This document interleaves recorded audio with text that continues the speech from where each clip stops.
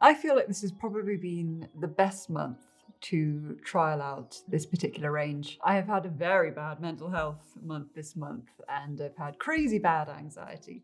So I've been really interested to see whether this would help bring it down. Unfortunately, it doesn't really do that. It doesn't bring down the anxiety. On the other hand, what it does do is lift your mood. I'd say it gives your mood a bit of a boost. When you have very high anxiety though, that just makes it worse. I absolutely adore the smell. I think it smells really wonderful. I used all of them because the scent was so lovely. I just like them in all aspects of my life. The oil, I like to especially pop some on my palms and then smooth it around my neck and my temples. The spray, I spray it on my bed and just on my body right before I go to sleep. And then the rollable one, I just keep in my desk at work so I can just have a few minutes to myself and have that lovely scent wafting around my head as I work. I heard that this was supposed to cure period pains and sort of give you a mood boost. And to the shock of my life, I got this home and I actually came on 2 weeks earlier, which was stressful in itself. And I'll be honest, my moods were awful. And I was thinking, if there's ever a perfect time to use this range, the time is now. I was supposed to be trying it for 30 days. It lasted me 2 days. Empty, literally empty. And then the pulse point is literally gonna last me forever. I think,